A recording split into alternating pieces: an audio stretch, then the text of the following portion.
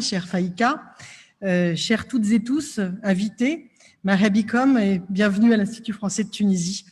Je suis très heureuse et très fière de pouvoir vous accueillir ce soir en cette belle journée de printemps pour lancer notre événement organisé avec l'ambassade du Sénégal. Et c'est à Madame l'ambassadeur que nous devons ce très beau titre qui a inspiré la construction de cette semaine de scène ouverte aux idées et aux artistes francophones, sous le titre « Quelle humanité pour demain ?» dans le cadre, évidemment, de ce mois de la francophonie. Ce titre, elle vous dira d'où il vient, je la laisse le dévoiler. Je voudrais remercier tout particulièrement Monsieur l'ambassadeur de France en Tunisie, Monsieur André Parent, de sa présence. Et je l'invite à prendre la parole en ce mois de la francophonie qui prépare donc l'accueil en novembre prochain du sommet de la francophonie que la Tunisie accueillera à Djerba. À vous, Monsieur l'ambassadeur.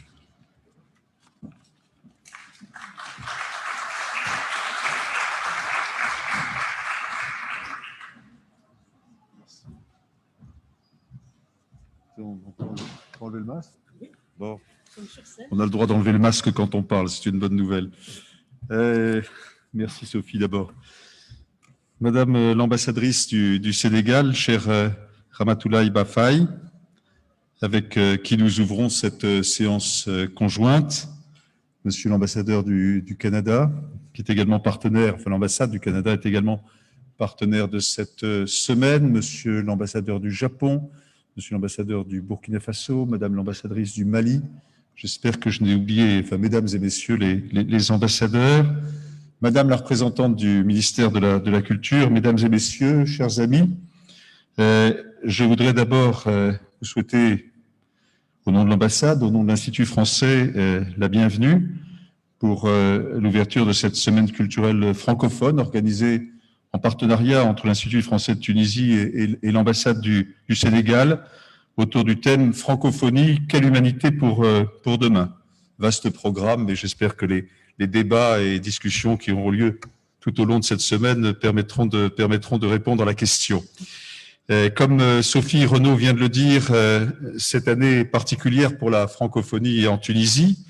Ce pays accueillera en effet en novembre, comme nous le savons tous, à Djerba, le sommet de la francophonie, au quotidien, mais également avec des événements comme celui que nous ouvrons ce soir. Nous avons tous un rôle important à jouer pour animer cette francophonie qui nous rassemble et qui se déploie dans tous les domaines. Je voudrais, Madame l'ambassadeur ou Madame l'ambassadrice, je ne sais pas, vous choisirez, remercier l'ambassade du Sénégal d'avoir été à l'initiative de ce festival qui va se dérouler pendant une semaine à l'Institut français de Tunis, mais également à la Cité de la Culture, à l'Université de la Manouba et au Théâtre d'El Harma. Je salue également la présence de personnalités sénégalaises, comme le professeur et critique de cinéma Magaye Kassé, ou encore l'écrivaine Aïda Diop, qui participera à la table ronde sur les femmes libres penseuses. J'ai, comme vous le savez peut-être, eu le privilège de représenter la France au Sénégal il y a une quinzaine d'années, et j'en ai conçu pour votre beau pays une affection que le temps n'efface pas et n'effacera pas. Mais ce n'est pas le sujet de ce soir. Dans l'immédiat, je voudrais aussi remercier toutes les équipes qui ont contribué à construire ce très riche programme francophone qui combine des tables rondes avec des artistes et des personnalités marquantes venant de l'ensemble des pays francophones, des films, des lectures et des performances. La francophonie est un moyen privilégié de réunir différentes thématiques, la langue, la culture, l'économie, la création, la jeunesse, dans un esprit de partage et de diversité. Un hommage particulier sera rendu demain soir à Léopold Sédar Senghor et à Habib Bourguiba au cours d'une nuit de la lecture ici à l'Institut français de Tunis autour de textes en français, en arabe et en wolof. Cet événement s'inscrit dans la philosophie des pères fondateurs de la francophonie, à savoir faire de la langue française un vecteur de solidarité, de développement et de rapprochement entre les peuples. La francophonie permet l'épanouissement de la diversité, elle encourage le multilinguisme et œuvre pour la modernité. C'est aussi un espace de liberté qui donne à la parole féminine toute la place qu'elle mérite. Des femmes écrivaines ou artistes pensent le monde différemment et le font savoir. Elles seront à l'honneur cette semaine avec notamment une table ronde autour des libres penseuses le 31 mars. La diversité des expressions francophones et des champs disciplinaires s'illustrera avec le spectacle multiple, le 2 avril à la Cité de la Culture, organisé avec le soutien de l'ambassade du Canada et qui clôturera cette séquence. Ce spectacle réunira sur un même plateau le chorégraphe du Burkina Faso, Salia Sanou, l'écrivaine canadienne Nancy Houston, la grande dame de la danse contemporaine africaine Germaine Akoni, fondatrice de la mythique École des Sables au Sénégal avec Maurice Béjart, et le musicien français Bab X. Ce sera évidemment un grand plaisir de vous y retrouver. Pour finir, je pense que nous ne serons jamais trop nombreux pour réfléchir à cette question qui est au cœur de cette première table ronde et que nous vous devons, si je comprends bien, Madame l'ambassadrice.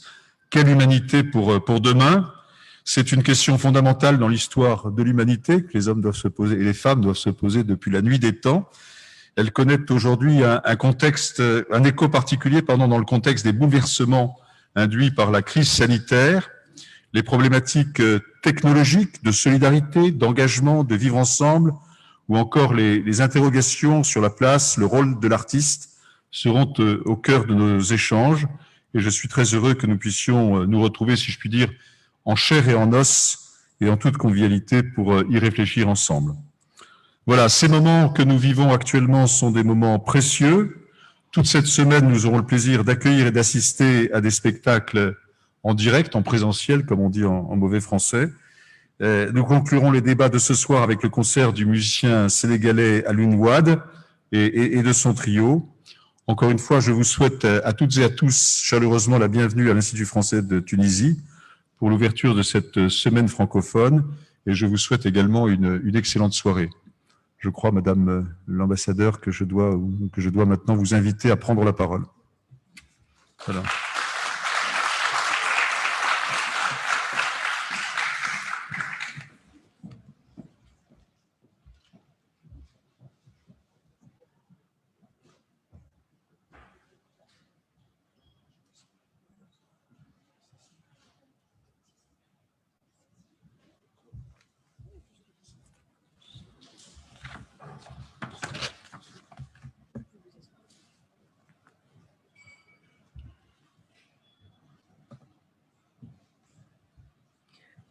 Monsieur Sophie d'abord, une sœur et une amie. Je vais me mettre à côté. D'accord. Bon, là je crois que c'est bien. Pour les gens qui nous suivent à distance. Tout à fait. Tout est aussi Tout à fait. et retransmis sur les réseaux sociaux. Tout à fait, je suis tout à fait d'accord avec vous, Sophie. Alors, monsieur l'ambassadeur, cher André, madame la représentante du ministère des Affaires culturelles, mesdames et messieurs les ambassadeurs, mesdames et messieurs les panélistes, mesdames et messieurs, chers invités, permettez-moi tout d'abord de vous exprimer mes chaleureuses salutations et vous souhaiter la bienvenue. Comme vous le devinez, c'est des sentiments de reconnaissance, honneur, plaisir et fierté qui m'animent aujourd'hui face à un auditoire aussi riche. Et cet auditoire qui est là également pour partager des moments d'expression intellectuelle et culturelle, voire universelle. Mesdames et messieurs, en ma qualité de présidente du GAF, qui est le groupe des ambassadeurs francophones, et en collaboration avec l'Institut français de Tunisie, sous la houlette de mon homologue, son Excellence, Monsieur André Parent, ambassadeur de France en Tunisie, que je voudrais solennellement remercier. Nous avons initié cet événement autour du thème « Quelle humanité pour demain ?» Sans doute, vous voyez à quel point un tel thème est d'une pertinence, vu les défis qui nous interpellent, mais au regard du contexte actuel avec cette pandémie du Covid. Devons-nous repenser notre mode de vie et au sortir, je le souhaite vivement, de cette pandémie, quelle approche devons-nous avoir par rapport à notre moi, mais par rapport aux autres? Je laisse bien sûr les panélistes qui sont mieux outillés que moi pour en discuter, en débattre et bien sûr peut-être faire de telle sorte que nous qui regardons tout cela avec un œil profane, que nous puissions en tirer les enseignements qu'il faut et avancer vers d'autres horizons plus meilleurs. En effet, c'est dans le cadre du mois de la francophonie et en prélude à la 18e édition du sommet de la francophonie à Djerba en Tunisie qu'il faut inscrire les événements d'aujourd'hui, qui se présente comme occasion pour le Sénégal de partager la richesse et la diversité de sa culture, tel que le poète président, chantre de la négritude, du dialogue des cultures et de la civilisation de l'universel, en avait rappelé la singularité, mais également ses traits caractéristiques. Qu'il me soit permis de profiter de cette tribune pour rappeler le lien séculaire qui unit fort heureusement le Sénégal et la Tunisie. Nos deux États entretiennent des relations anciennes et multiformes qui ont acquis leurs lettres de noblesse sous les magistères des pères fondateurs que nous ne manquerons pas de rendre hommage demain, Inch'Allah, les présidents, je veux dire les présidents Senghor et Bourguiba qui entretenaient des relations fraternelles. Avec certains de leurs pères, il avait compris que l'Afrique profitera de la richesse de la francophonie, la langue française qui nous unit, et qui constitue, selon le poète Ibrahim Hassen, vous m'excusez de citer que des Sénégalais aujourd'hui, qui dans son exposé Tunisie-Sénégal, Bourguiba-Senghor et la francophonie, je le cite, le ciment de la solidarité qui permet à une communauté des peuples de communiquer sans intermédiaire, de se comprendre sans malentendu et de s'entendre dans ses différences. Fin de citation. Pour vous dire, comme l'a si bien rappelé Monsieur l'ambassadeur, en parlant de la francophonie, certes le lien, le français est là, mais ça va au-delà de cette langue que nous avons en partage et que nous chérissons. Depuis, la francophonie est devenue un partenaire de choix, notamment pour la circulation, la création artistique et la production littéraire des pays francophones entre le Nord et le Sud. Mesdames et messieurs, le Sénégal est un pays multiculturel. Il regorge d'une diversité ethnique, religieuse et artistique, conservée et vivifiée par des hommes et des femmes passionnés, tolérants et solidaires, issus de milieux divers, notamment le président Léopold Sédar Senghor, le professeur Cheikh Anta Diop, le président Abdoulaye Wade. Et lorsque je veux parler du monde de l'art, je ne saurais ignorer M. Abdoulaye Diallo, le berger de l'île de Ngor, à qui je n'ai fait qu'emprunter le thème qui nous réunit tous aujourd'hui, quelle humanité pour demain. Lorsqu'il s'agira du cinéma, je citerai Ousmane Sembène, Djibril Diop Mambéty, Alain Gomis, etc. et Mati Diop. De la religion, nous avons des références, Cheikh Ahmadou Bamba, El Hadj Malick Sy, Cheikh Ibrahima Niass, pour ne citer que cela. Il me plaît de souligner le legs d'une culture intellectuelle issue de nos devanciers, à l'image du poète président Léopold Sédar Senghor et de ses contemporains, qui ont apporté leur contribution aux enjeux africains de l'heure, la négritude, la civilisation noire, et défendu des valeurs communes véhiculées à travers une langue, le français, et sous la coupole d'une entité dénommée la francophonie. Cet héritage est encore vivant dans la conscience d'une nouvelle génération de Sénégalais afro-optimistes qui a bien repris le flambeau. Et pour ce faire, je citerai Fatou Diom et Féluine Sarr, Ismaïla Badji, Madame Diop Aïda, ici présente, et qui font la fierté de notre pays et également de tout un continent. Mesdames et messieurs, j'ose espérer qu'avec les différentes prestations que Monsieur l'ambassadeur n'a pas manqué de dérouler, la semaine que nous aurons montreront les valeurs de civilisation universelle qui rythment le quotidien et qui favorisent également le partage, l'échange multiculturel. Vous me permettez de finir mon propos en remerciant toutes ces sommités qui ont rendu possible ce rendez-vous, avec une mention particulière à l'équipe de l'Institut français de la Tunisie. Je voudrais également, si vous me le permettez, comme vous le savez, notre doyen, l'ambassadeur du Cameroun, Victor Loé, est en partance et je voudrais lui rendre un hommage mérité. Lui qui m'a accueilli dans ce pays, frère, et facilité la collaboration entre les missions diplomatiques et consulaires présentes ici en Tunisie dans une parfaite symbiose. Il ne me reste qu'à vous souhaiter un agréable moment. Et je le rappelle, c'est une semaine du 26 jusqu'au 2 avril. Mesdames et messieurs, je vous remercie de votre aimable attention.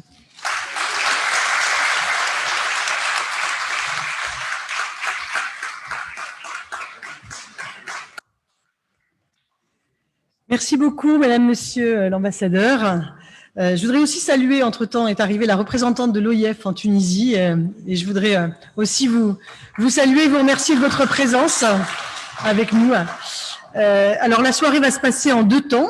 Je vais dans quelques instants passer la parole à Amel Smaoui, journaliste que vous connaissez, je pense, bien toutes et tous. Je me réjouis de l'accueillir de nouveau ici et je la remercie d'animer cette table ronde d'ouverture. Je salue tous les participants qu'elle présentera. Yamen Manaï, Cyrine Ganoun, Paul-Laurent Niobé-Lipo, Sami Baloudji, qui sera à distance avec nous, mais un ami et un artiste, un immense artiste que j'ai plaisir à avoir avec nous ce soir, Magaye Kassé. Et je voudrais aussi excuser Antoine Minungu, qui n'a pas pu se joindre et ne pourra pas nous rejoindre pour cet échange, mais pour lequel nous avons une pensée vraiment ce soir. Après la table ronde, nous accueillerons le concert d'Alioune Ouad en version trio, avec ses musiciens venus de Serbie, Nenad Gagin, et de Cuba, Inor Sotolongo, et un invité spécial, le grand musicien Imed Alibi de Tunisie. Ce sera un grand plaisir, cher Imed, de te voir sur scène ce soir. Je terminerai en vous disant très simplement que c'est le premier événement depuis une année où nous accueillons de nouveau des invités venus d'ailleurs, arrivés par des avions que nous sommes allés chercher à l'aéroport. Ça paraît assez bête, mais c'est une forme de fête, en tout cas pour nous ce soir. On le fait dans un cadre et avec un protocole sanitaire, je pense, qui ne nous permet pas de prendre, enfin, qui évite que nous prenions des risques. Mais c'est important, c'est aussi important de pouvoir poursuivre tout ça. Donc merci de votre présence. Merci à toutes celles et ceux qui vont aussi se joindre à nous dans quelques moments, à la fois pour la table ronde et puis après pour ce concert. Je vous souhaite une très belle soirée, une très belle semaine. Je vous remercie de votre présence et je passe la parole à Amel Smaoui qui doit être pas très loin. Je ne sais pas où elle est. Ah, bah voilà, chère Amel. À toi avec tes invités. Voilà. Je sais pas.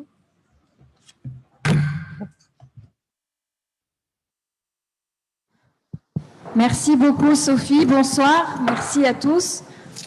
Vos Excellences, Mesdemoiselles, Mesdames, Messieurs, véritable joie pour moi d'être là, comme le disait Madame Renaud.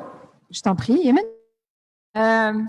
Quel bonheur d'être réunis pour de vrai, en présentiel, comme vous avez dit, Monsieur l'Ambassadeur. C'est un mot qui devient très à la mode. Je tiens à préciser, Monsieur Kassé, je vous en prie. Une table ronde vraiment exceptionnelle, de par la qualité des invités de ce soir. Ce sont des sommités dans des domaines très, très différents et je vais vous les présenter un par un. Merci à tous d'être là. Quel bonheur et quel plaisir de revivre. On commence, honneur aux dames, par Cyrine Ganoun. Cyrine Ganoun, directrice du théâtre El Hamra et du Centre arabo-africain de formation et de recherche théâtrale de Tunisie. Cyrine également actrice, metteuse en scène et femme formidable.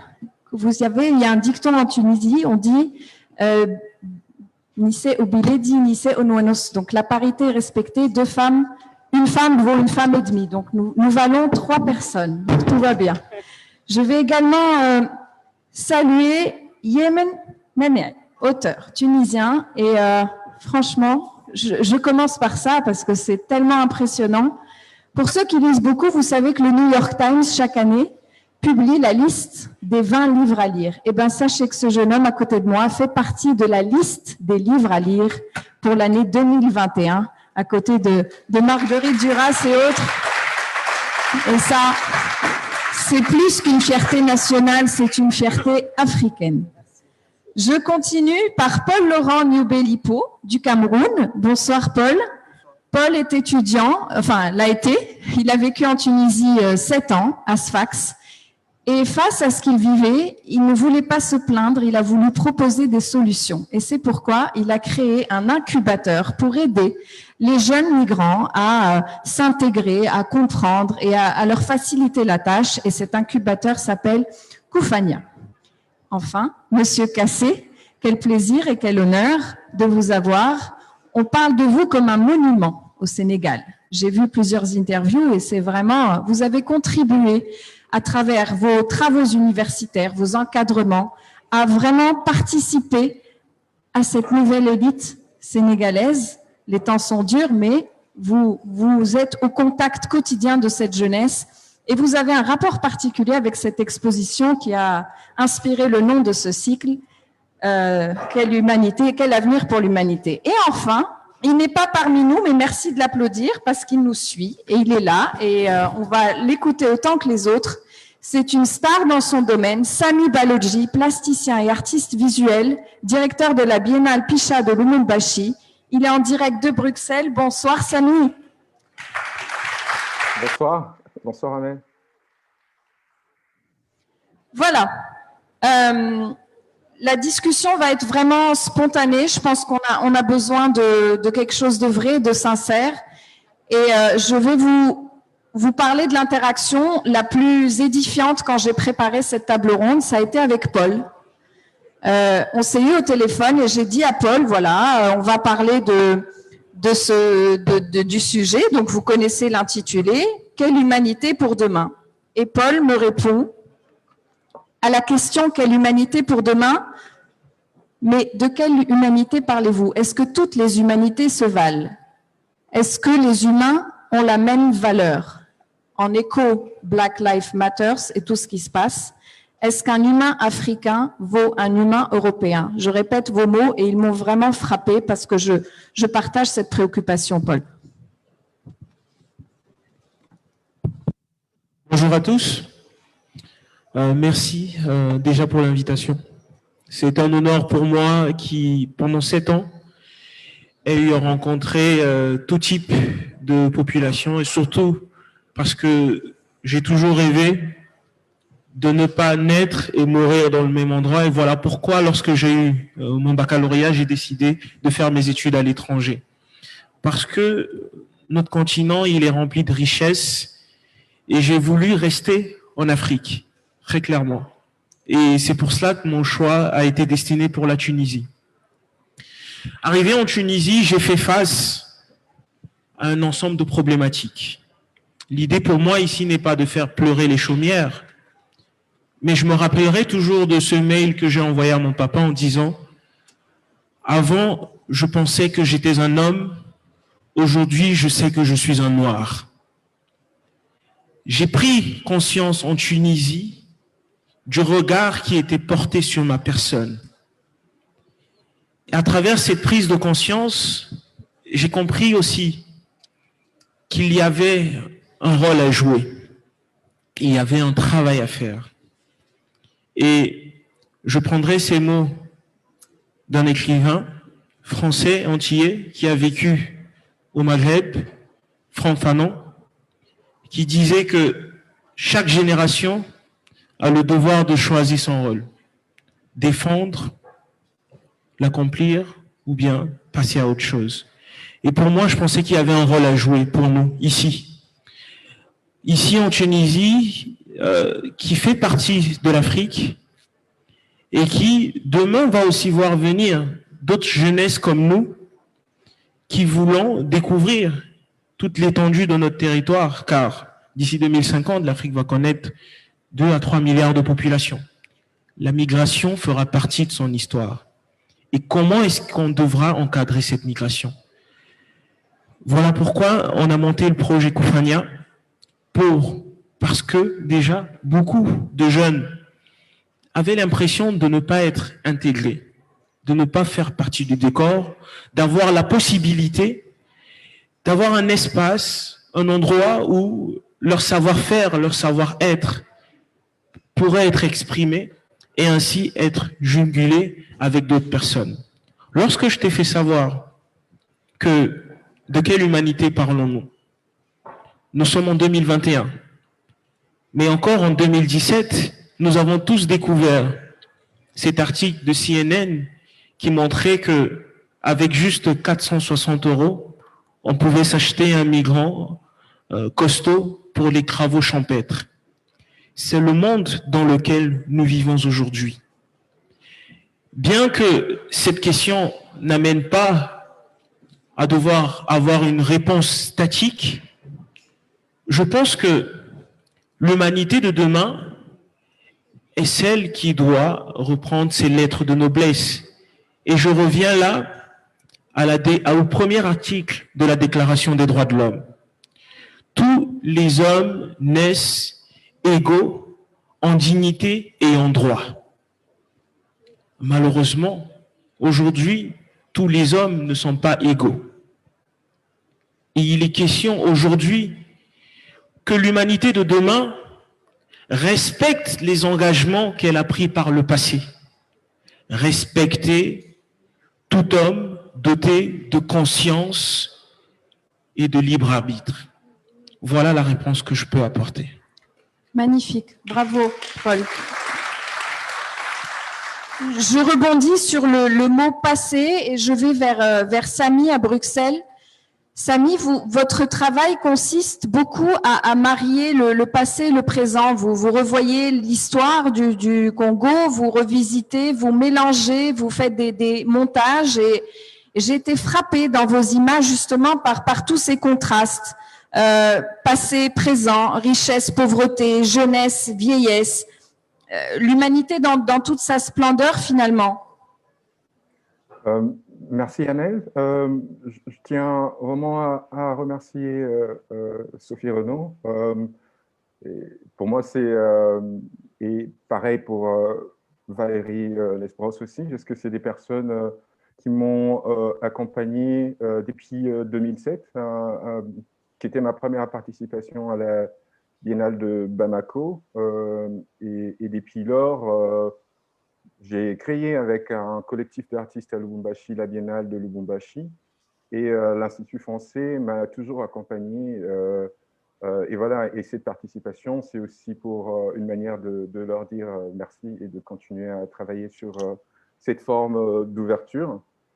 Et effectivement, mon travail traite de la question de l'extraction parce que je viens d'une région qui est une région minière, c'est la province du Katanga, qui est la deuxième province de la ville, du Congo, et qui se trouve au sud, proche de la Zambie, à la frontière avec la Zambie. Et ces pays australes, en fait, d'ensemble, la Zambie, le Zimbabwe, se trouvent sur ce qu'on appelle le Copper Belt, donc une ceinture d'extraction. Et en soi, cette industrie minière est assez importante et en quelque sorte, elle est même la raison de l'existence de cette province-là ou de la ville de Lubumbashi qui est née autour de l'extraction minière. Et mon travail questionne effectivement l'intérêt de l'extraction et le partage des bénéfices, ou comment effectivement la ville se crée et comment la société ou les sociétés interagissent autour de ces minerais ou autour de cette extraction-là. Mais pour revenir à la question de l'humanité, je trouve que c'est assez complexe de pouvoir l'aborder et encore en regardant un peu tous les panélistes comme nous sommes là, je m'interroge parce que j'estime qu'il est important de travailler plutôt ou de réfléchir sur une forme assez transversale dans le sens qu'on a besoin de plusieurs disciplines et que je vois mal comment en tant qu'artiste ou auteur on peut aborder la question de l'humanité, surtout dans ce monde qui est rempli d'inégalités, comme vient de le dire le premier panéliste. Et encore, même le secteur artistique en Afrique, il ressort presque d'un activisme en quelque sorte. C'est très difficile de pouvoir mener des activités parce que nous ne sommes pas souvent soutenus par nos États. Enfin, après, chaque pays est différent. Je pense qu'au Sénégal ou en Tunisie, je n'ai jamais été, donc je ne pourrais pas parler de ce cas, mais Sophie ou alors Valérie le savent très bien. La biennale que je réalise avec les amis à Lubumbashi n'est pas du tout, n'a jamais été soutenue par l'État congolais. Et je suis sûr que je ne suis pas le seul à être dans ce cas-là. Mais voilà, donc je pense que la question de l'humanité, elle doit s'aborder sur plusieurs niveaux, à la fois au niveau politique, au niveau social, au niveau de l'économie Et donc, ça demande plusieurs engagements, quoi, de sorte à ce qu'on on combine ces connaissances pour penser le futur, quoi. Parfait. Merci beaucoup, Samy. Je vais vers Cyrine. J'ai eu le plaisir de voir votre dernière pièce en avant-première. Ça s'appelle Cours de chant et c'est 5 destins croisés de femmes autour d'un cours de chant, d'un spectacle de chant qui se prépare. Et c'est vraiment l'humanité sous toutes ses coutures. C'est-à-dire, en 1h30, vous arrivez à condenser le pire et le meilleur de l'humanité. Alors, est-ce un travail d'écriture? Est-ce juste la vie? Comment vous avez réussi à vraiment condenser, c'est le mot, toutes ces facettes de l'homme, de la femme en l'occurrence? Merci beaucoup de revenir justement sur cette expérience qui est encore toute fraîche et c'est un retour, je prends ça comme un retour et qui me fait énormément plaisir, mais je dirais c'est ça le théâtre en fait en vrai. Alors oui, c'est la vie, c'est une préparation, ce genre de spectacle on peut pas les faire en 2-3 mois et c'est la chose qui m'a fait le plus plaisir quand les gens sortent du spectacle, en tout cas ils sont tous d'accord sur quelque chose, ils disent quel travail et ça a sûrement pris beaucoup de temps. Alors oui, c'est un projet qui me travaille depuis 3 ans. Et la préparation a pris plus d'1 an. Alors, pour écrire un texte sur le monde des clubs de chant, qui est un microcosme qui regroupe des femmes, mais l'homme n'est pas très loin. Donc, ça m'a pris à peu près 3 ans, dont 2 de recherche et de rencontres de toutes ces femmes-là, de différentes catégories sociales, de différentes histoires, bien sûr des histoires vraies, et puis de creuser un peu dans nous, qui sommes-nous, quelle humanité on voudrait pour demain, et est-ce que celle qu'on a aujourd'hui, on l'a voulu? Est-ce qu'on l'a souhaité? Est-ce qu'on l'a écrite comme ça? Le rapport qu'ont les hommes et les femmes, c'est un angle de traitement qu'on a vu dans différentes œuvres, en fait, tellement écrit dessus, le théâtre, au cinéma et tout. Ce qui m'intriguait, en fait, c'était de revenir sur l'éducation qu'on donne. Est-ce que, ça aussi, ça a été traité, mais peut-être moins.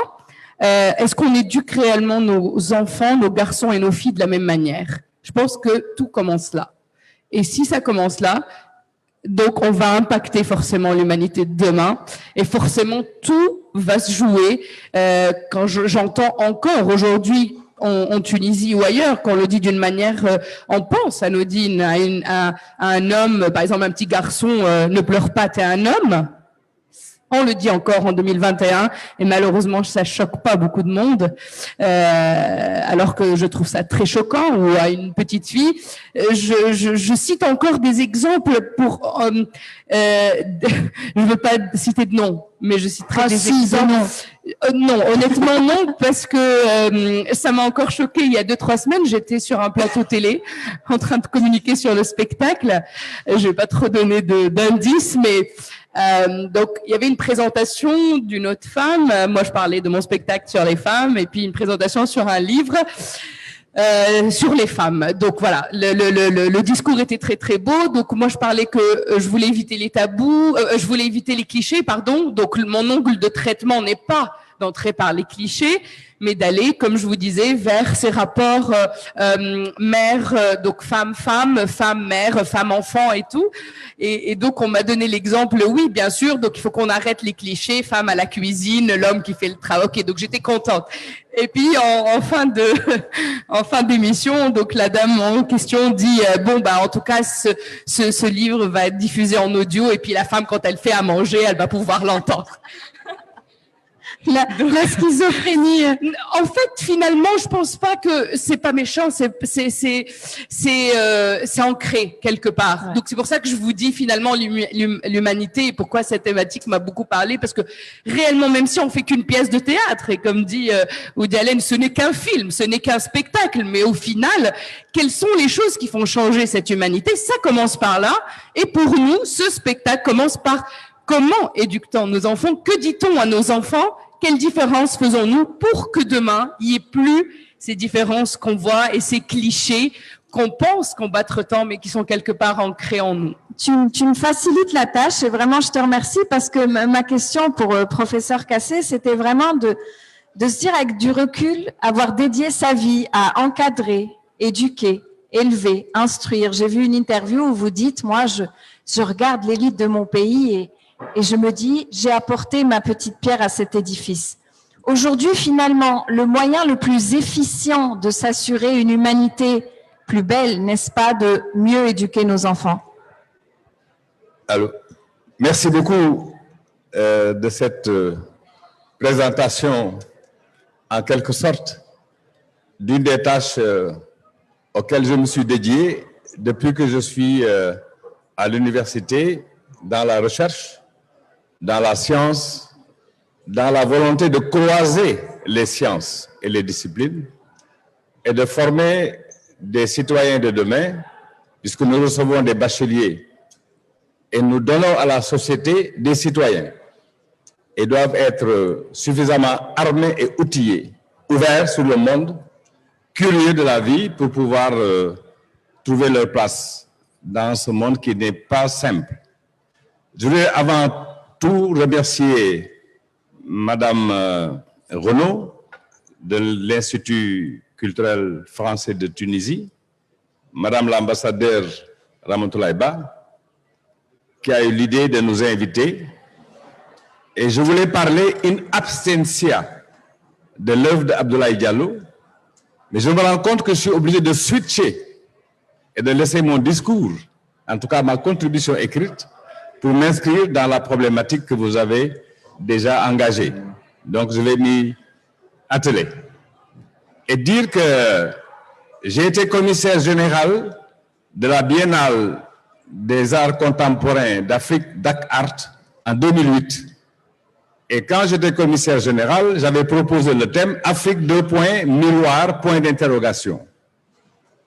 Et en 2018, j'ai été le commissaire d'exposition de M. Abdoulaye Diallo, affectueusement appelé le berger de l'île d'Ongor, dans une exposition off de la Biennale de 2018 à l'université Cheikh Anta Diop de Dakar.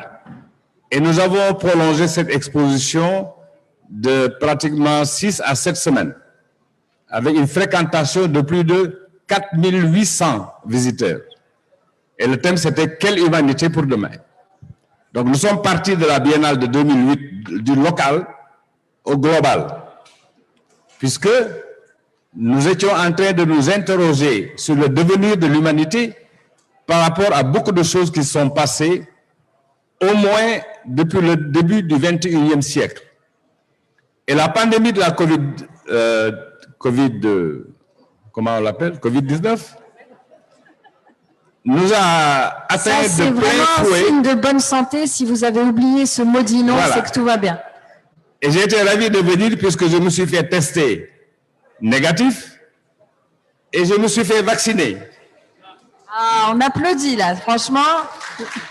Donc vous avez devant vous quelqu'un qui est sécure. Mais cette pandémie est venue quelque part à un moment qui n'est pas inintéressant, pour dire le moins. Elle nous apprend beaucoup de choses.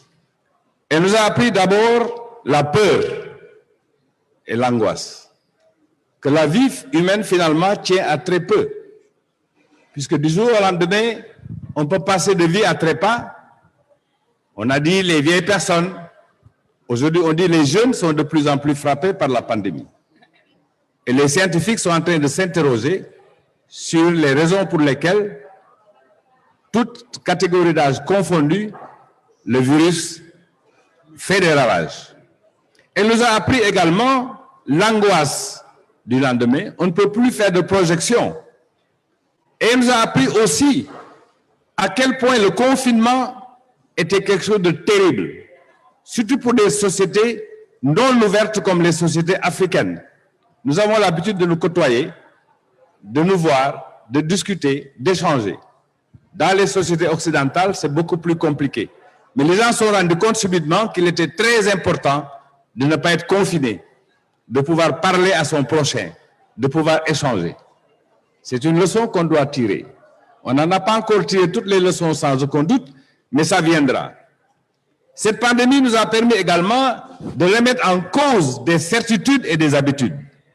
On n'est plus sûr de quoi que ce soit. Je l'ai dit tout à l'heure. Et enfin, c'est une occasion de repenser le monde, notre rapport à autrui, notre rapport à notre environnement. Beaucoup de conférences se sont tenues depuis qu'on a parlé du réchauffement climatique, de la protection de l'environnement, de la dévastation de ces trésors que l'humanité nous a légués, et nous avons la charge de les conserver et de les transmettre aux futures générations. Aujourd'hui, la planète Terre est menacée. On parle même de catastrophes à venir par rapport à l'accès à l'eau potable. Il faut que nous soyons conscients que cette planète doit être préservée. Il nous faut donc analyser notre monde, réimaginer notre vivre ensemble et combattre les inégalités, les rejets, les guerres, les conflits. Tant que l'humanité ne sera pas ressaisie pour dire que notre humaine condition est de vivre dans une harmonie parfaite avec nos semblables, parce qu'aujourd'hui, il n'est plus question de savoir si l'Africain ou l'Asiatique ou l'Européen appartiennent à un même monde. C'est le même monde que nous vivons. Il faut ensuite réarmer et repenser cette humanité-là, redonner l'espoir. Quel est le passage obligé pour redonner l'espoir? C'est d'abord la culture entendue au sens le plus large.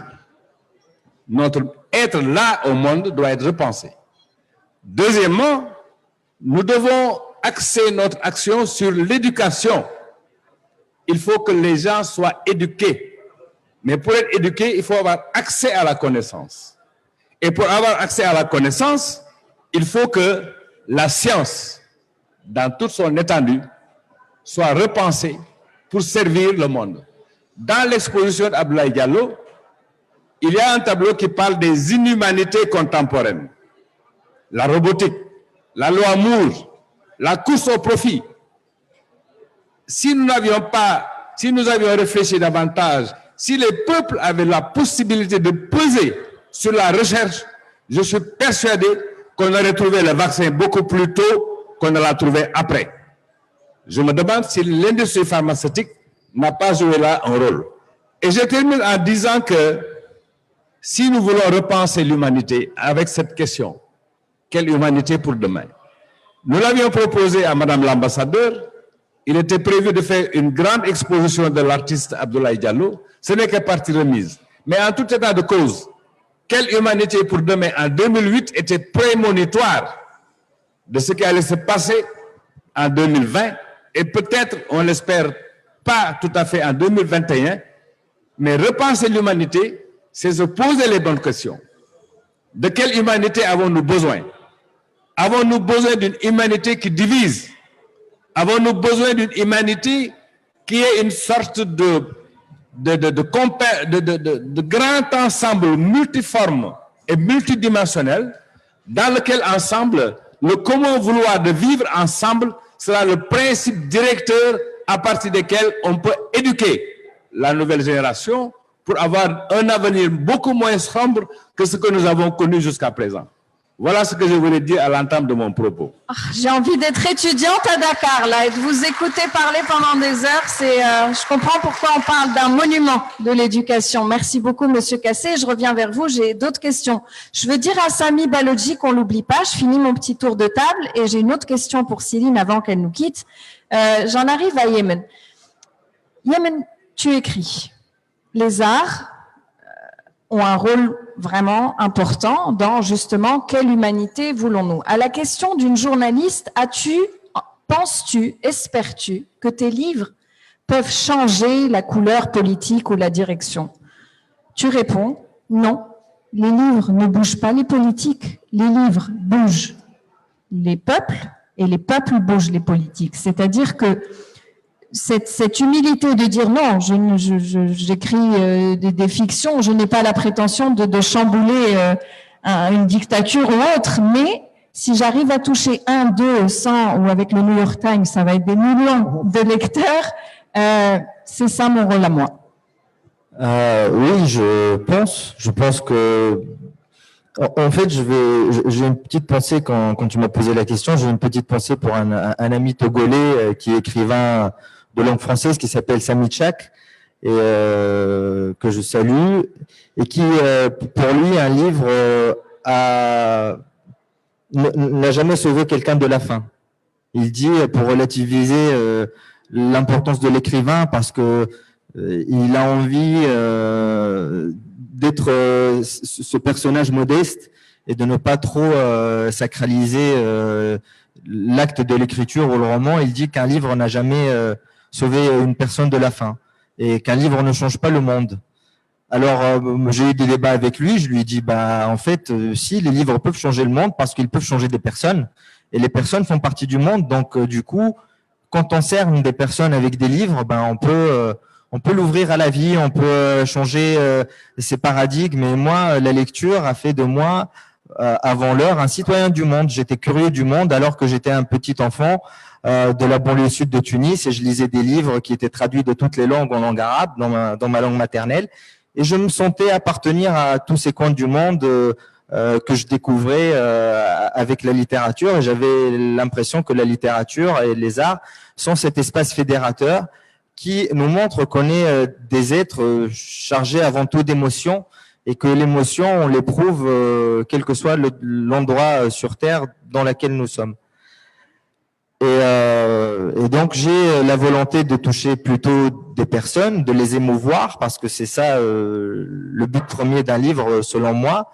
Et avec cette émotion, peut-être les sensibiliser à la valeur de l'altérité.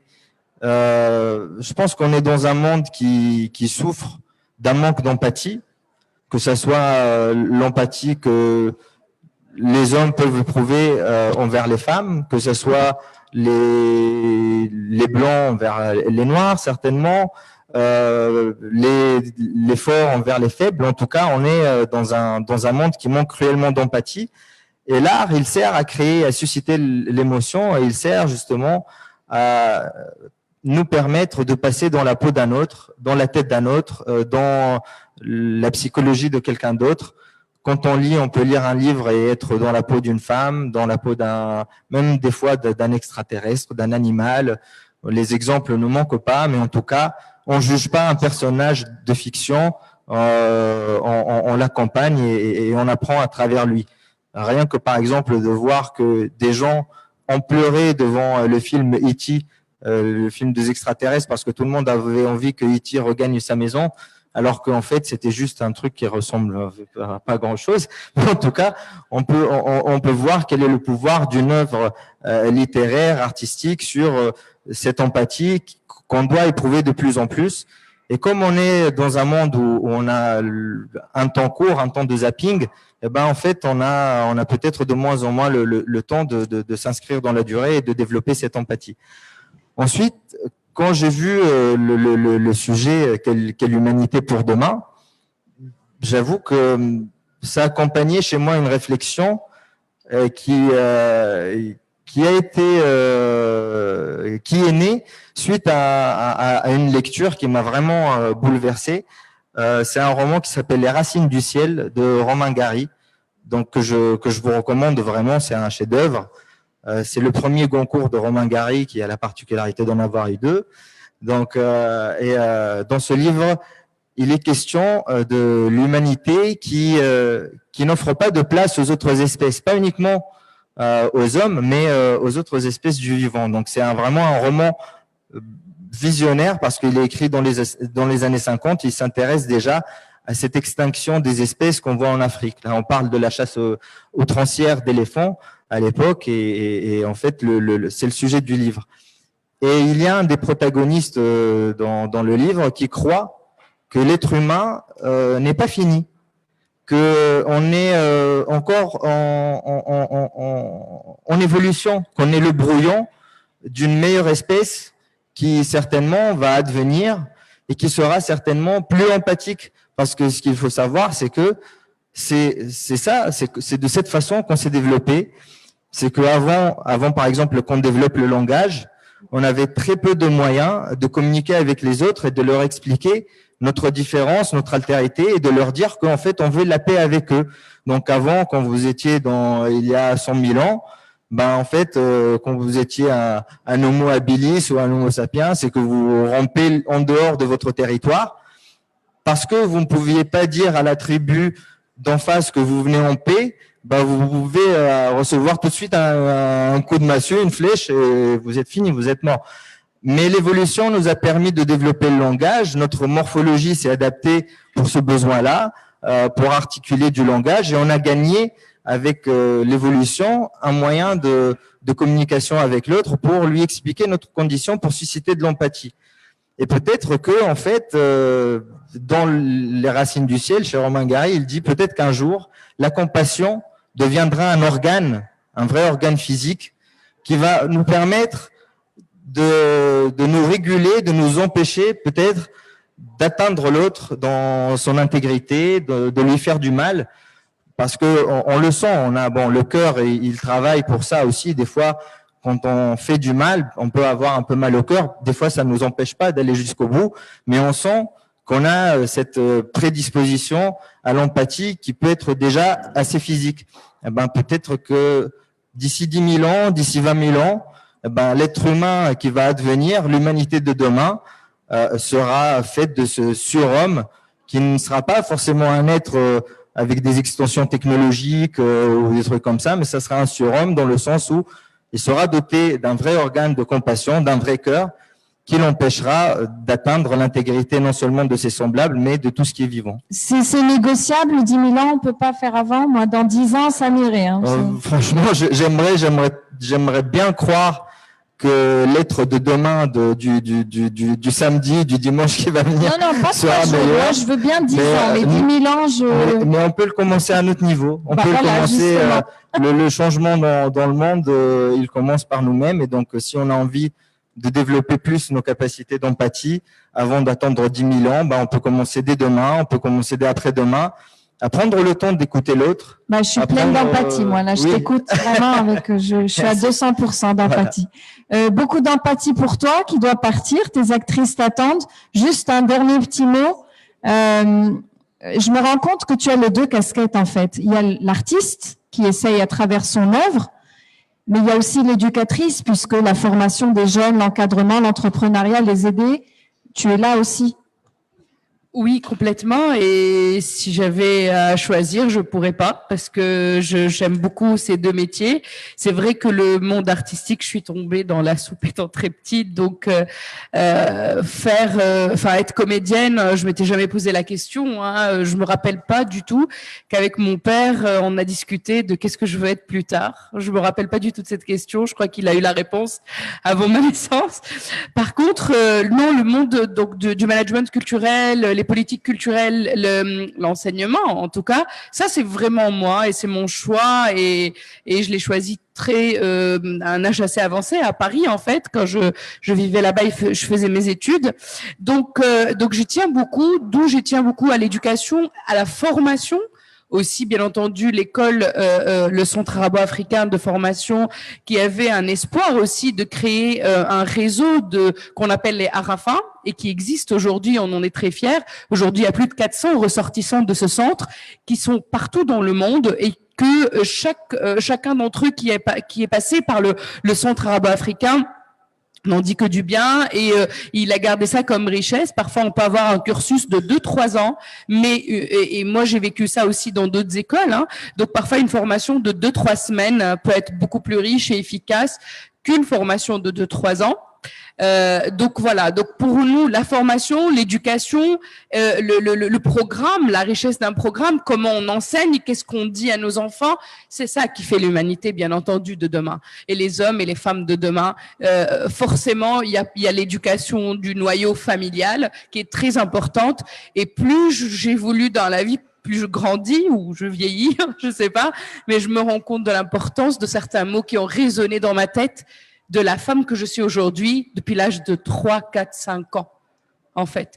Et donc là, je me dis, alors comment faire? Est-ce que qu'est-ce que je peux apporter dans une séance, dans un cours? Est-ce que je peux faire résonner dans la tête de quelqu'un qui a aujourd'hui peut-être 17, 18, 20 ans, peut-être qu'il se rappellera de ça quand il aura 40 ans? Est-ce que c'est rattrapable ou non? Ça, c'est les questions justement que je me pose pour demain, parce que je pense qu'on ne peut pas dire c'est trop tard une fois que notre enfance est passée, mais on est impactés tous par du bien et du mal, mais comment aujourd'hui est-on conscient pour raccourcir des chemins et faire en sorte que, quand vous dites, voilà, le monde manque d'empathie complètement, mais je pense même qu'on manque même d'humanité, ou pire encore, on n'est même plus d'accord sur la définition de l'humanité ou de ce qu'on veut demain. Oui, c'est vrai que ce que vous avez dit me touche beaucoup quand vous dites votre œuvre va pas forcément impacter les décisions, on va dire politiques directement, mais c'est le peuple demain qui va faire bouger les choses, certes, mais malheureusement, c'est eux qui font changer les choses en parallèle, en cachette et beaucoup plus rapidement. Voilà.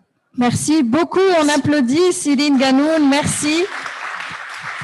Bonne chance. Je vous encourage vraiment à aller voir Club de chant au Théâtre El Hamra. C'est une véritable expérience. Merci Céline et bisous à ta merveilleuse équipe. Je reviens vers Samy qui doit s'ennuyer tout seul derrière son écran. Samy, est-ce que tu es là? Oui. Ouais, je suis là. Ouais. Bravo. C'est le prof là qui surveille. Baloudji, présent. Ouais. Qu'est-ce qui vous a inspiré dans tout ce que vous avez entendu? De ce qui a été dit avant par... enfin, je sais pas, je pense que à la fois le mot humanité, il peut être beau et représenter plusieurs choses à telle enseigne que ça peut devenir aussi une abstraction en soi. Et à ce moment, je pense qu'il faut redescendre sur des cas concrets. Partant, par exemple, encore une fois, de Lubumbashi, cette zone industrielle, je pense que, ou encore, je peux dire, il y a ce philosophe congolais du nom de Mudimbe qui a écrit cet ouvrage vers les années 90 qui s'intitule en fait L'invention de l'Afrique. Et en gros, dans cet ouvrage, il parle de tout le principe en fait, qui a été mis en place pour constituer cette Afrique que nous avons aujourd'hui. Mais en tout cas, en termes de frontières, enfin, au niveau de la géographie ou au niveau des pays tels que nous les avons aujourd'hui, ce n'est pas une construction venue de l'intérieur. Elle vient d'une imposition. Elle vient de la conférence de Berlin. C'est que, de même, par exemple, la question de la science ou la question des sciences, ou alors la question de la hiérarchie des langues, par exemple, c'est toujours comment, enfin, venant de Lubumbashi, je parle français parce que c'est la langue administrative, parce que c'est la langue de l'État, parce que pour adhérer au statut de l'évolué, il faudrait parler français. Au détriment des langues locales. Et ce qui fait qu'il est quasi impossible de mettre les langues locales en avant ou de théoriser ou alors de converser avec l'extérieur, si ce n'est d'emprunter cette langue qui est proposée, qui vient, qui a été imposée et dont évidemment l'héritage n'est pas partagé en quelque sorte. Donc, il faut comprendre qu'il y a aussi des organisations, si on veut, ou des communautés précoloniales qui s'organisaient d'une certaine manière et qui a été considérée finalement comme étant des juridictions traditionnelles et que les villes s'imposaient sur base des juridictions modernes. La modernité qui vient aussi de tout un état du boom industriel qui a eu aussi des effets sur les communautés européennes. Donc, et on est à la genèse, effectivement, de tous ces dispositifs du capitalisme dans lequel nous sommes aujourd'hui. Mais comment arrivons-nous à traduire toutes ces connaissances dans nos langues locales, ne serait-ce que par rapport à la question de la transmission, ne serait-ce que par rapport à la question de déconstruire en fait cette relation qu'on peut avoir avec la science selon quel point, par rapport à quel pays on se retrouve ou par rapport à quelle ville, et comment on a accès à la connaissance et comment on a accès au développement. Donc, je pense qu'il y a énormément de choses qui sont à mettre à plat, qui sont à considérer avant de pouvoir parler de l'humanité ou même de... Vous entend plus trop, Samy, merci. Voilà. Samy? Comment? Non, vous entendez plus trop sur la fin. Je vous laisse finir votre propos. Ouais, je crois que, je pense qu'il faut se concentrer sur des cas concrets et voir comment les aborder. Voilà. Merci. Alors, dans le même sens, Paul, une autre phrase lors de notre entretien préparatoire, on a beaucoup parlé d'éducation comme vecteur d'humanité, mais vous dites, pour moi, jeune entrepreneur, jeune homme qui a la vie devant lui, l'école n'est plus un ascenseur social. Effectivement, je pense que... OK. Quand on parle d'humanité, parce que tout le monde a posé ce manque d'empathie, et je pense ce qui me fait lier un peu tout cela aujourd'hui, c'est en fait, on va dire une absence de main tendue. Et par le passé, l'éducation était cette main tendue. L'accès au savoir, à une nouvelle société, à la possibilité de changement. Et je pense que ce qui nous réunit ici, nous tous aussi, ce qui fait ce que nous sommes aujourd'hui, que ce soit des représentants diplomatiques ou toute personne ici, c'est que nous avons tous eu à un moment de notre vie cette personne qui nous a fait avoir ce déclic. Je prends l'exemple pour moi rapidement, c'est vrai que le moi est haïssable, mais je ne peux que parler de ce que je connais et de ce que je suis. Lorsque je vais à l'API, l'Agence de promotion de l'innovation et de l'industrie, je viens de créer l'association, j'ai des étudiants étrangers qui ont besoin d'une formation d'entrepreneuriat.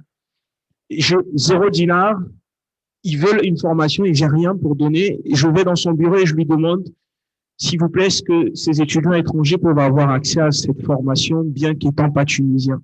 À ce moment-là, il me dit oui,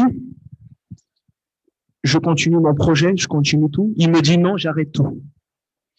Et il m'a dit oui. C'est à travers ce oui que tout a basculé. Et c'est ça aujourd'hui. Au-delà, et d'ailleurs même l'éducation aujourd'hui a dû être obligée de commencer à mettre des paliers. Aujourd'hui, on parle de système LMD. Donc, pour faire un master, il faut avoir une moyenne.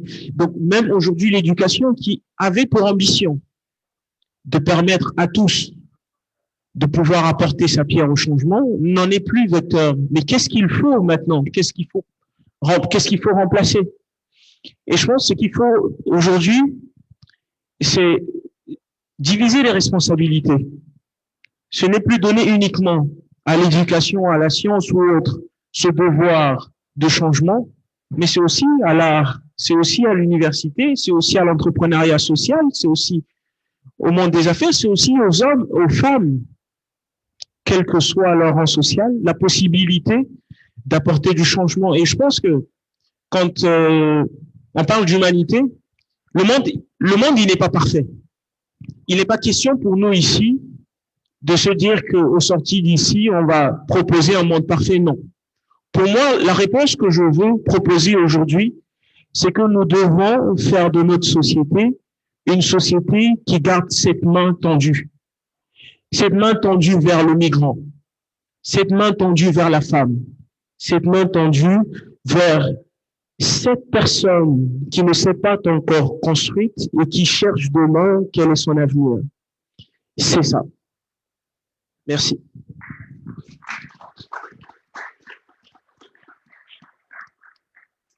Je tremble quand je l'entends parler de bureaucratie, quand on sait les problèmes de racisme. Je ne parle pas que de la Tunisie, mais cette petite lueur d'espoir de ce monsieur, un simple oui, qui a changé ta vie, puis celle de tous ceux que tu aides au quotidien. Yemen, toi aussi, à propos d'espoir, Tu dis « l'espoir est toujours permis ». Tu cites même Albert Jacquard, « l'espoir n'est pas un luxe de l'esprit, c'est une nécessité ». Et je pense que au-delà de tous les fléaux qui touchaient déjà l'humain, cette pandémie a été une sorte de coup de grâce. Mais l'espoir, en plus moi je m'appelle ML, ça veut dire espoir, donc j'y crois, quoi. Oui, très honnêtement, il faut pas voir les choses d'un prisme dichotomique où on va mettre le bien d'un côté, le mal de l'autre. Il faut se dire que chaque chose qui arrive a son lot d'inconvénients et son lot d'avantages aussi, et qu'il faut savoir apprendre des leçons que la vie nous offre. Et moi, j'ai un grand espoir en l'humanité parce qu'on est dans un moment de grand danger et que on s'invente jamais mieux que dos au mur, que quand on est acculé, que quand on est réellement obligé à faire en sorte que les choses changent. Alors, si on prend certains indicateurs, on va peut-être trouver que le monde va mal ou que la situation s'empire. Mais si on en prend d'autres, on peut voir que la situation a plutôt tendance à s'améliorer. Quand on voit par exemple que la mortalité infantile dans le monde recule malgré tout, même dans les pays les moins développés, que il y a de plus en plus l'accès à l'électricité, à des choses comme ça. On peut voir de l'espoir et on peut se dire qu'on a de la chance d'être au bord de la rupture, d'un point de vue climatique, d'un point de vue sanitaire, d'un point de vue, et c'est ce qui va nous permettre de nous réinventer et de voir en l'autre un partenaire, parce qu'en fait, on peut pas faire les choses les uns sans les autres. Et là, par exemple, on l'a vu dans cette crise sanitaire, c'est que il faut que tout le monde, entre guillemets, porte un masque pour que ça puisse marcher. Il faut que tout le monde fasse les mêmes efforts dans le même sens pour pouvoir contenir les épidémies. Sauf que c'est le premier exemple vraiment fulgurant de on est tous égaux partout dans le monde. Et on est tous, on gagnerait tous à plus collaborer plutôt que être en compétition les uns avec les autres. Et le grand défaut, moi, je trouve à l'école que j'ai connu, c'est en fait de faire en sorte que les gens soient en compétition, les élèves en compétition les uns. Et j'ai fait les écoles préparatoires en France où, par exemple, quand on rate un cours, on peut pas le réclamer à quelqu'un d'autre parce que il faut que l'autre ait un avantage compétitif sur moi et il faut qu'il arrive alors qu'en fait c'est lui et moi qui vont faire part de la société de demain et il n'a pas de sens à ce qu'il soit meilleur que moi mais il faut qu'on soit tous les deux bons pour qu'on puisse bosser ensemble et il faut qu'on axe plus l'éducation et nos relations sur la collaboration et pas faire en sorte que les actions émanent du bon vouloir, mais il faut qu'on comprenne que la collaboration est essentielle. Et toutes les sociétés qui ont mis en œuvre ça dans la nature, que ce soit les fourmis, que ce soit les abeilles, elles sont un modèle en fait de longévité et d'inclusion. Donc voilà, il faut finir avec ces mythes de compétitivité, de croissance et il faut se dire que il faut augmenter notre tendance à collaborer, surtout à l'école, l'apprendre dès le plus jeune âge, encourager les travaux de groupe au lieu de faire les travaux individuels. Aujourd'hui, les travaux de groupe sont beaucoup moins répandus. Quand les professeurs ils en donnent, ils sont pas forcément suffisamment valorisés. Il y en a un qui travaille pour tous les autres. Et donc, c'est vraiment, il faut mettre l'accent dessus, moi, je trouve. En tout cas, pour changer la vision qu'on a de l'autre. C'est en faire en sorte que ce soit un partenaire et pas forcément un adversaire. Pour revenir à ce que tu disais tout à l'heure, je me suis amusée à noter les définitions de humanité. Il y en a plusieurs et tu parlais c'était quoi le mot exactement? C'était pas la bienveillance, tu parlais de l'empathie. L'empathie. Alors moi, j'ai sentiment de bienveillance, de compassion envers autrui. Donc on est vraiment plein dedans et c'est ce qui est censé caractériser l'humain. Alors je reviens vers vous, professeur Kassé. Je voudrais quand même qu'on projette les images de l'exposition qui a inspiré ce cycle qu'est l'humanité pour demain d'Abdoulaye Diallo, dont vous êtes le commissaire, enfin le spécialiste. Je voudrais également offrir cette table ronde à la mémoire de Marie-Soleil Frère, qui est l'épouse d'Étienne Mungo, qui devait être avec nous. C'est une belle âme qui s'est envolée, une âme qui a beaucoup fait pour l'Afrique. Donc vraiment, je lui dédie cette jolie table ronde et je vous donne la parole pendant qu'on découvre l'œuvre de Monsieur Diallo. Je voudrais dire quelques mots avant qu'on projette les œuvres d'Abdoulaye Diallo, pour rebondir un peu sur un ensemble de considérations qui ont été dites ici, qui sont très justes, fort justes les unes et les autres.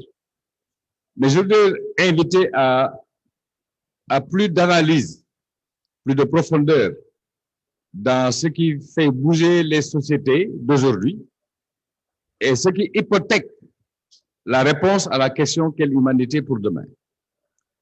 J'ai lu il y a quelques années de cela un très beau livre, un entretien entre Jacques Derrida et Jürgen Habermas à la suite des événements du 11 septembre. Et il était question de déconstruire des discours et de déconstruire le système à partir duquel le 11 septembre a pu avoir lieu. Et tout à l'heure, en vous écoutant, j'avais envie de vous entendre parler d'un concept qui est très important, qui est l'utopie.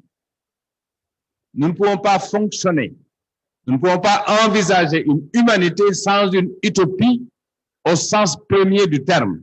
Non pas le rêve qui est absolument difficile à réaliser, mais c'est la projection dans le possible.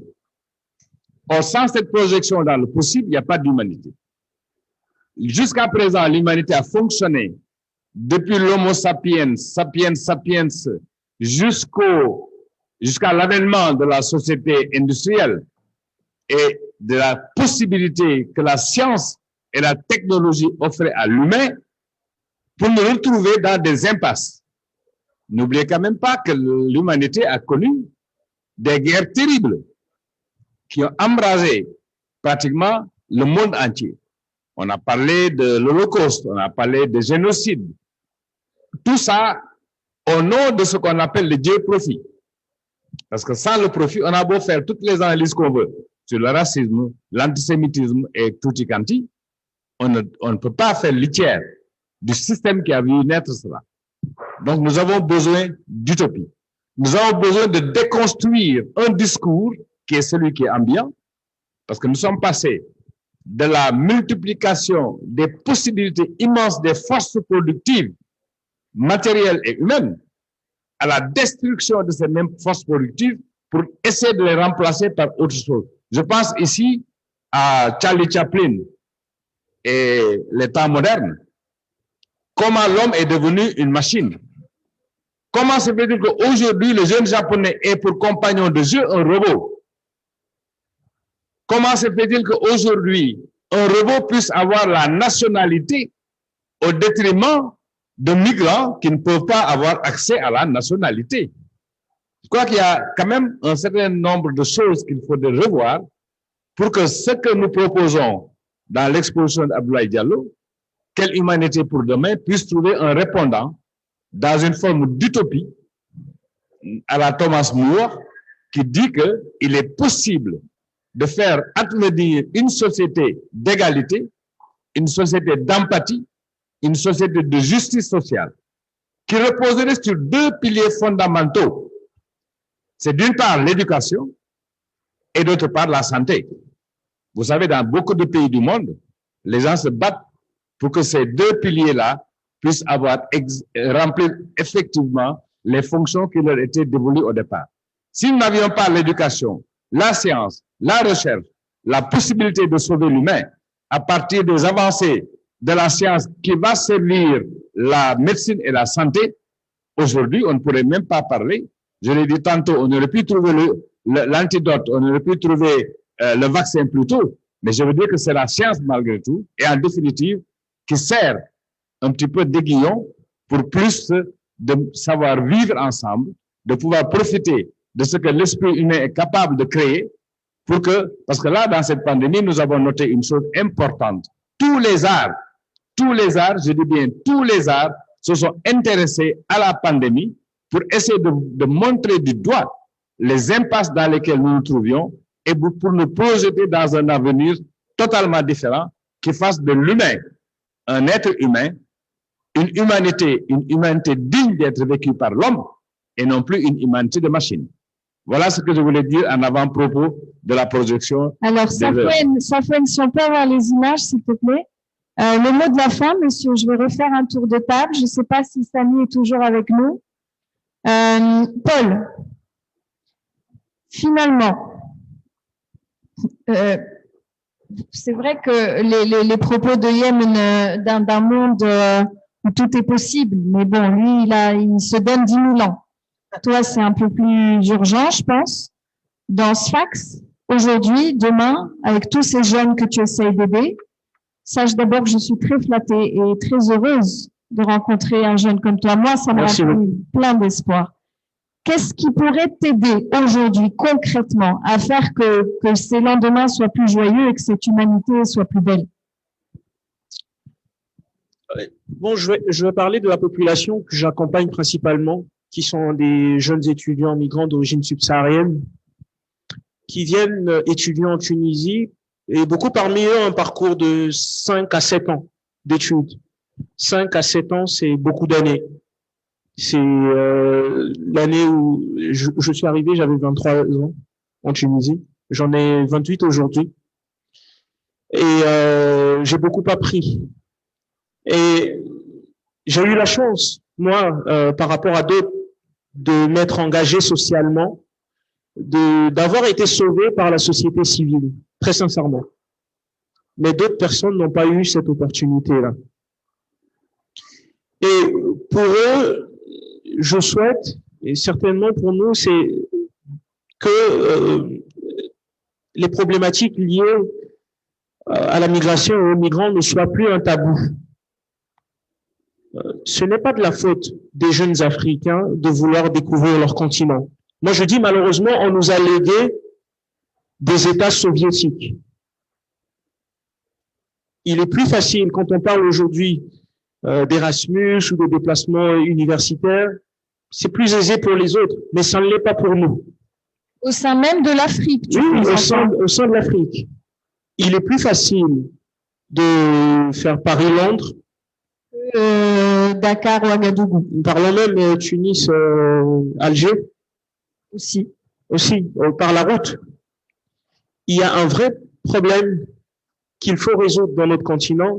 Et quand on parle d'utopie, je suis totalement d'accord. Mais pour qui et par qui, porté par qui? Il faut qu'on redonne espoir à notre jeunesse. Vous avez eu des exemples, Bourguiba ou autres. Mais nous, aujourd'hui, qui regardons-nous? Quand on regarde la télé, on parle de nos présidents en tant que dictateurs et autres.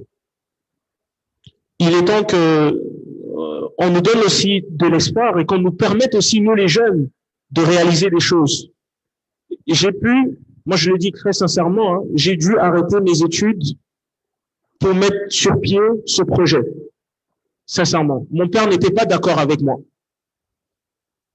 Mais à travers ce projet, j'ai permis à un jeune déjà d'avoir accès au Startup Act à travers un projet de drone pour livrer des vaccins dans des zones rurales non disponibles par la voie routière. À un autre aussi de créer une plateforme de e-commerce. Et c'est de ça qu'il s'agit aujourd'hui. Il y a des choses à faire en Afrique. Donnez-nous, à la jeunesse, les moyens d'engager ces combats, de les réaliser. Aujourd'hui, il est plus facile, excusez-moi de le dire et d'être cru là-dessus, pour un jeune d'être djihadiste ou de faire du vandalisme que de s'engager socialement. Parce que socialement, on ne nous donne pas ni la légitimité, ni les moyens de réaliser ce qu'on souhaite. Moi, j'ai eu la chance, et Dieu merci, d'avoir pu avoir l'accompagnement du laboratoire de l'économie sociale et solidaire, le financement de l'IFT, pour mettre sur pied ce mini-projet. Mais la migration, elle n'est pas née aujourd'hui.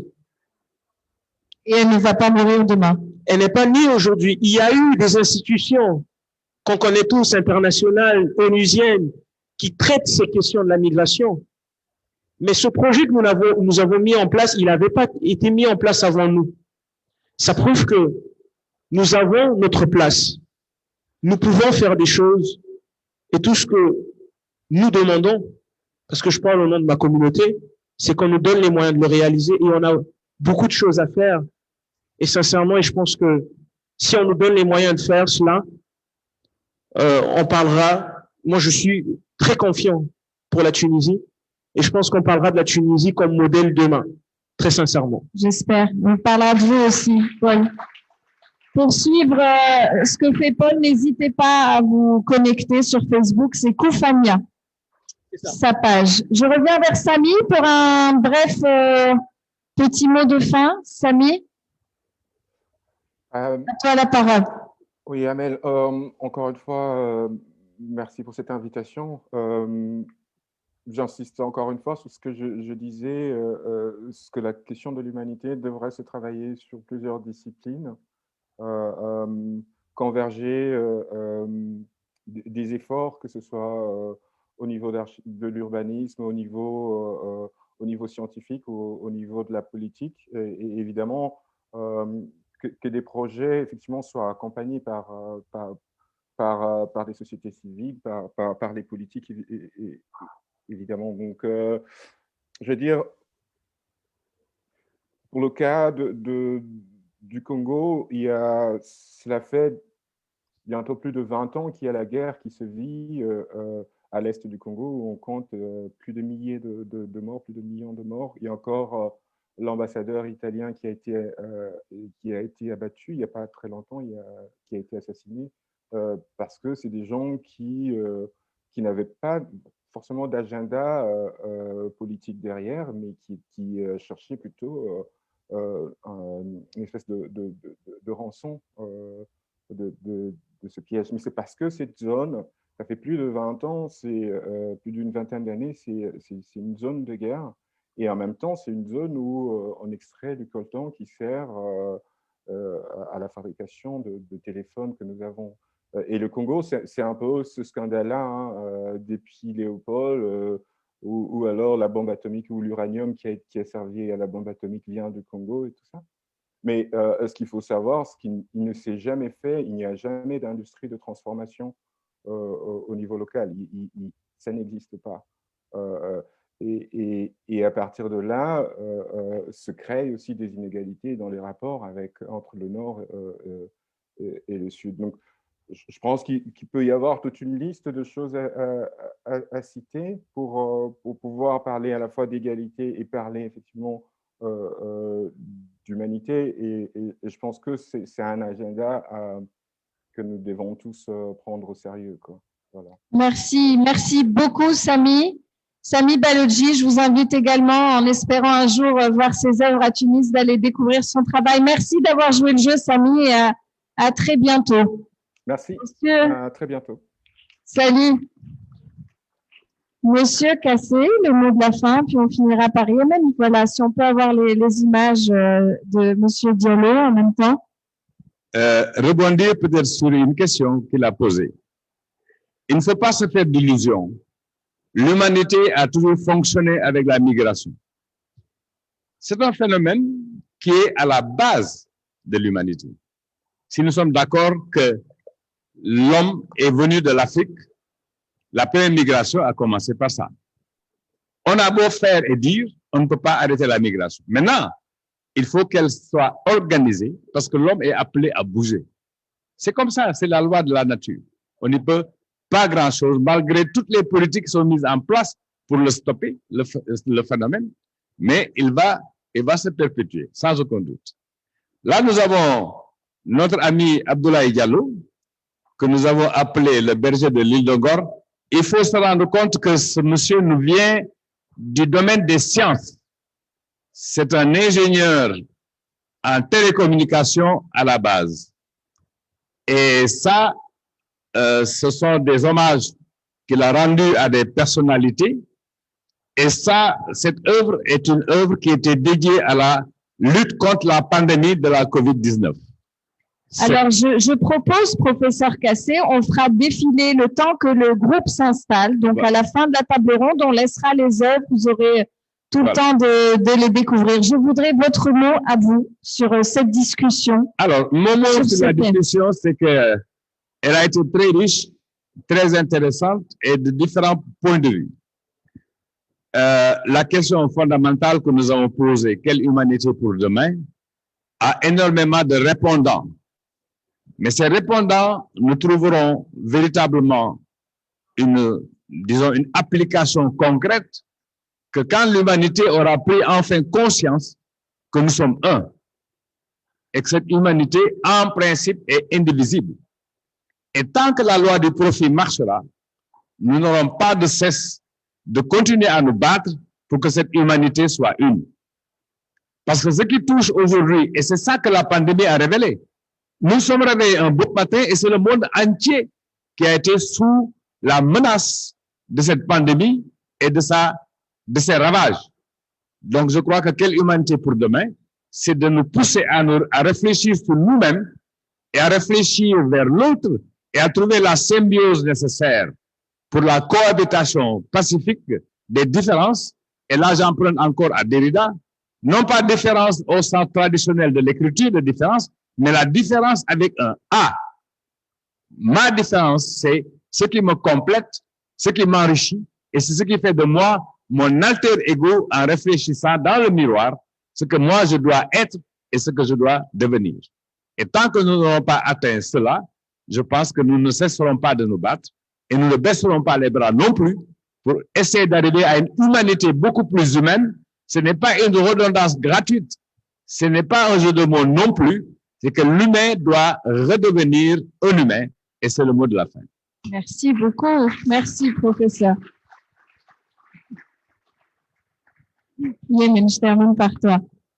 Ça va être difficile d'être le dernier à parler, mais moi, je prends le risque. Alors, qu'est-ce que ce thème-là aussi m'a inspiré quand on parle d'humanité? En fait, la langue française a cette particularité de désigner l'homme au sens large par être humain, l'être humain. En fait, on ne dit pas d'un chat que c'est un être chat. On ne dit pas d'un chien que c'est un être chien. Mais l'être humain, on dit que c'est un être humain parce qu'en fait, derrière ça, il y a une volonté de l'être à ce qu'il devienne justement humain. Donc, on voit bien que c'est une condition qui est précaire, qui est fragile et qu'il faut vouloir être humain pour le devenir. Et c'est un choix de tous les instants. C'est-à-dire, on n'est pas un être humain tout le temps, mais quand on a conscience qu'il y a derrière ça une volonté pour s'affirmer en tant qu'humain dans ce monde-là. Donc, cette humanité n'est pas gagnée, ce n'est pas un acquis, ce n'est pas parce qu'on est des bipèdes qu'on est des êtres humains, mais il faut gagner son humanité à chaque instant et jusqu'à ce que cette évolution fasse son œuvre et que fasse advenir les surhommes que nous allons peut-être devenir. Eh ben, à l'instant présent, il faut se souvenir que être humain est un combat de chaque instant et que on est à l'épreuve à chaque instant et on a la possibilité de faire des choix qui nous rendent meilleurs et qui nous mettent sur les rails de l'humanité. Voilà. Mille merci, messieurs, vraiment. Merci, c'était passionnant. Ce serait inhumain de rater les concerts d'Alioune Ouad Trio qui commence dans 10 minutes. Donc, il y aura Alioune Ouad chant, basse et guitare, accompagné de Nenad Gagine à la guitare, Inor Sotolongo de Cuba aux percussions, avec des invités de marque, Imed Alibi et Nidal Yahyoui. Restez là, ça va être un vrai plaisir. Merci, vous avez été un public très assidu et très sage. Quel bonheur, à très bientôt. Au revoir. Merci beaucoup. Félicitations.